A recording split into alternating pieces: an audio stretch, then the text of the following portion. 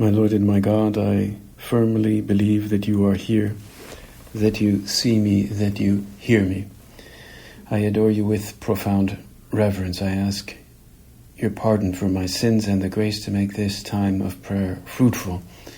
My Immaculate Mother, Saint Joseph, my Father and Lord, my guardian angel, intercede for me. Today we picture Jesus under intense pressure after the beheading of John the Baptist. And so he crosses over to the other side of the Sea of Gennesaret to escape the dominion of Herod, but still a large crowd followed him. And so we are told he goes up the mountain to form his disciples, to teach them in a quiet atmosphere, but the crowds still follow. And this is where John recounts a great miracle. John generally has fewer miracles than the synoptics, but when he does talk about miracles, they're more deeply associated with the mystery of Christ. And in this case, when he talks about the multiplication of loaves and fish, it is like a prelude to Jesus describing himself as the bread of life. So there's a connection there between the multiplication of loaves and fish and the bread of life, ultimately the Eucharist. So here John says that he raised his eyes, Jesus raised his eyes and saw the crowd coming. Now, to say that he raised his eyes is, I guess, a physical act, or looking up, but it also seems to suggest that as he was looking off into the distance, he also was like seeing each soul there. He could understand their predicaments. He could feel their personal situations, and he had compassion for their hunger. He was not looking at this as a distant observer might look at it, or calculating the statistics of the amount of people. It's as though he felt their low blood sugar, and he felt the faint with them.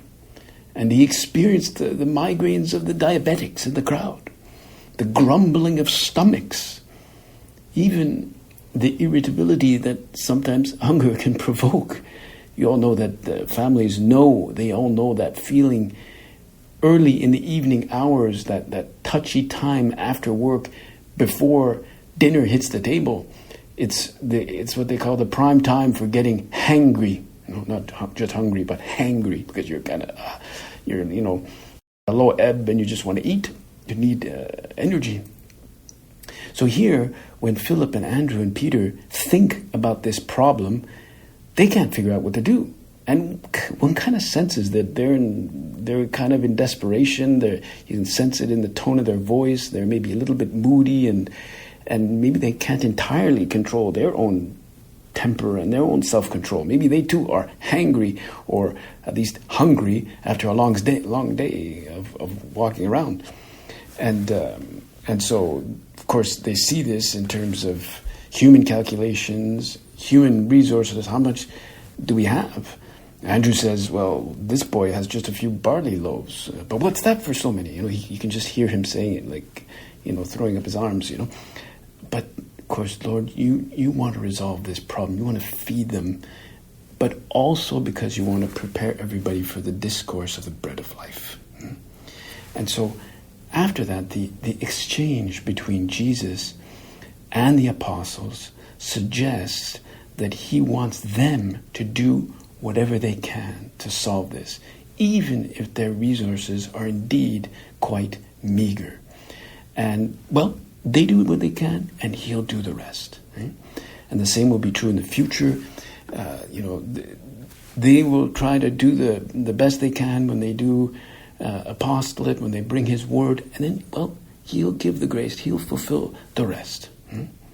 And so this account of the miracle begins with almost the very same words as the synoptics do when they talk about the institution of the Eucharist. At least there's a great parallel. Right?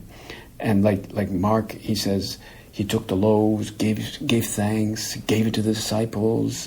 He blessed it, and then they distributed it to the crowd. So this is, it's all hinting to the discourse on the Blessed Eucharist, on the bread of life. It's kind of like a trailer to the movie, that you're going to watch. You get a taste of the movie, but the essence of the plot is not given away, at least not yet. but you want to watch the movie. That's what I guess trailers are meant to do. But the effect of the miracle was just stupendous. Human calculations had thought there could never be enough for such a crowd, but the arithmetic of God, well, with that, there's always a surplus. There were several baskets of food and bread and fish left over, which they kept. And so there's no denying that Jesus used his divine power to fulfill this miracle, to multiply the loaves and fish. There was a divine power happening there. And people in the crowd started thinking, whoa, like they thought, Moses, who gave their forefathers manna in the desert, was this Jesus, was he now the new Moses? Was this the prophet that Moses had announced, the prophet like him that would come? And so the crowd starts getting excited. They start seeing him as the messianic king, some kind of maybe a military leader who would be able to feed the troops and inaugurate a new political kingdom that would do away with the Roman power. They're getting totally pumped by this. But Jesus, who could read into their hearts, he could see this. This is just a worldly ambition. He did not want this. Lord, you did not want this. You didn't want this, like this worldly power. This is what Pilate would later imagine that you are. But you said, your kingdom is not of this world. Even though the crowd was getting excited, and their fervor was starting to spread like a viral video, and they seemed to be offering the crown, making him king, just like Satan had offered it to him in the desert there.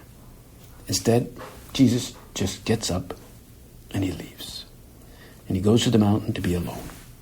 His real throne, he knows, will have to be the cross. He doesn't want this to be a political movement or some kind of revolutionary party. He doesn't want that. In fact, Fulton Sheen suggests that it is at this moment that Judas began to have his doubts about Jesus. Judas thought, why not take up the opportunity? This is the opportunity to become truly popular, to rise up. This is our moment, he thought. But Jesus, you did not want this worldly, kingly crown. His only crown would be the crown of thorns. Indeed, it is shortly, in fact, after this incident of the multiplication of loaves and fish, that Judas starts being described as a traitor, as the traitor. When the list of the apostles comes, he's referred to as a traitor. And there must have been a change in his heart, a certain bitterness, because his human ambitions were not realized. And so, as I hear these words of yours, Lord, I want you to reign in my heart. I want you to be my king. I want to die to human glory, to human power, even different forms of human recognition. Even if I may be attached to it, but I have to detach myself. A good example that strikes me is there's a beautiful piece of ancient Christian art that shows quite beautifully the relationship between Jesus and Judas.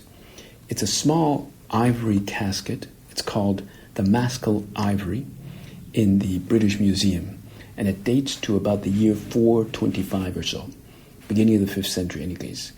And it's an ivory casket, so it would have been used as a reliquary to hold very precious relics, probably that came from the Holy Land. It's a beautiful little box with all sides, all decorated with scenes of the Passion, and in fact is one of the earliest representations of the Passion that we have. And there's different scenes, but one of the sides has this heart-wrenching sculpture or image sculpted that shows one of the earliest representations of Jesus on the cross. But he is strong-looking, his eyes are open, he is literally reigning from the cross, but he's not suffering. He's not suffering. You can see Longinus on the side there trying to pierce his side, but he's not broken. And on the other side of this panel, like very close really, you see a tree with Judas's limp body hanging from the tree. In other words, both seem to be on a throne of sorts. It's a powerful visual representation of the outcome of our choices. Jesus is on a cross, but he kind of reigns from that cross. Right? And, Judas is hanging there after his despair, right, at having seen that what he wanted didn't come about. I want to choose the right throne, Lord, the one from which you reign, and from which you will also rise. I thank you, my God, for the good resolutions, affections, and inspirations you have communicated to me in this meditation. I ask your help to put them into effect. My Immaculate Mother, Saint Joseph, my Father and Lord, my guardian angel, intercede for me.